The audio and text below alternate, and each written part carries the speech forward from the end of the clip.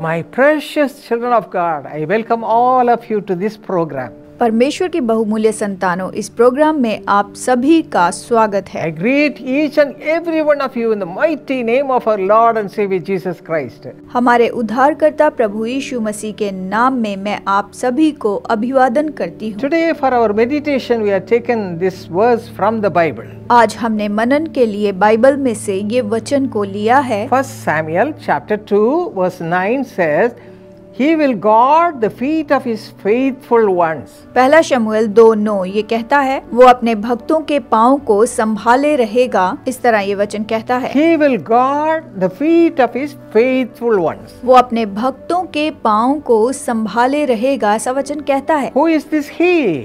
अब हम देखते हैं कि यहाँ पर वो कौन है। Isaiah 43 verses 3 and 15 says, He is the Lord our God. यशाया अध्याय 43 वचन 3 और 15 कहता है कि वो तो हमारा परमेश्वर है, ये वचन कहता है। Now read the verse again with this hope. अब इस वचन को इस आशा के साथ पढ़िए। आइए इस वचन को हम पढ़ते हैं। The Lord will guard the feet of his faithful ones. परमेश्वर अपने भक्तों के पाँव को संभाले रहेगा। The Lord looked unto the people of Israel and he said, which is given in Leviticus chapter 20 verse 26 like this.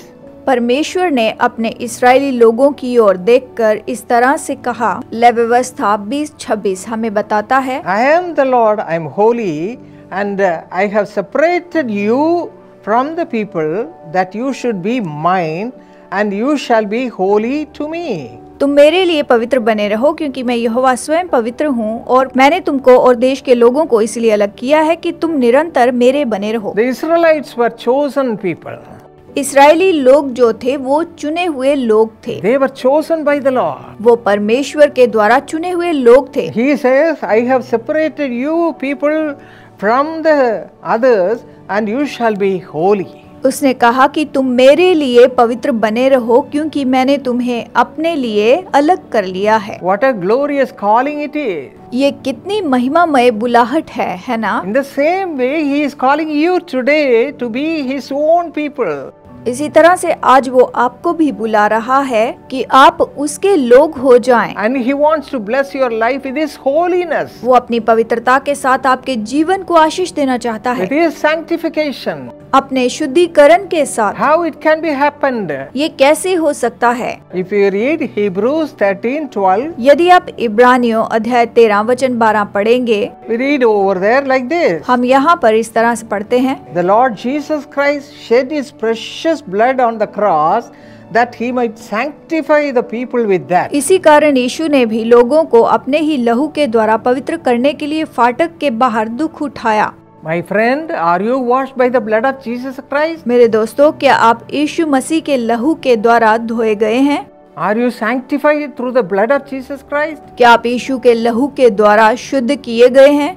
When you are a holy person, then only the Lord will guard the feet of yours and He'll protect you from all evil. जब आप पवित्र व्यक्ति होते हैं तब परमेश्वर आपके पाँव को संभाले रहेगा और आपकी वो हमेशा रक्षा करेगा। And Psalm 91 verses 11 and 12 says, The Lord shall give His angels charge over you. भजन संहिता 91 वचन 11-12 कहता है, परमेश्वर आपके निमित्त अपने स्वर्गदूतों को आज्ञा देगा। And they shall bear you up, lest you dash your feet against a stone. वे तुझको हाथों हाथ उठा लेंगे, ऐसा ना हो कि तेरे पाँव में पत्थर से ठेस लगे।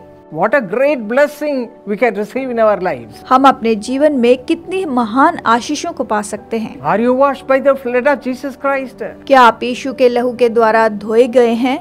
Do you have a close walk with the Lord? क्या आप प्रभु की नजदीकी में चलते हैं? Come on, we are going to give our lives in the hands of God. आइए हम अपना जीवन प्रभु के हाथों में सौंप दें। And ask the Lord to forgive you and cleanse you with His precious blood which He shed on the cross. और प्रभु से कहें कि वो आपको क्षमा करे और क्रूस पर बहाए बहुमूल्य लहू से धो दे। Then you will be protected on all sides when you have such a glorious life. तब आप चारों ओर से सुरक्षित रहेंगे और आपका जीवन महिमामय जीवन होता जाएगा। Shall we pray and receive all these blessings right now? आइए प्रार्थना करके इन सारी आशीषों को हम पा लेते हैं। Father, thank you, Lord, for all your blessings. पिता, तेरी सारी आशीषों के लिए धन्यवाद।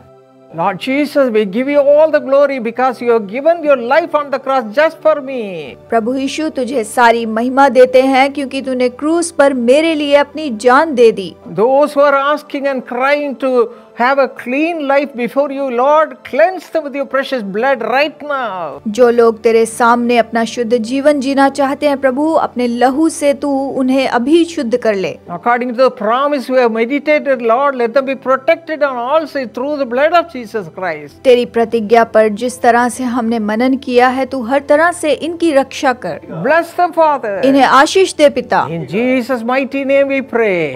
यीशु के सामर्थी नाम में मांगते हैं। Amen. आमीन।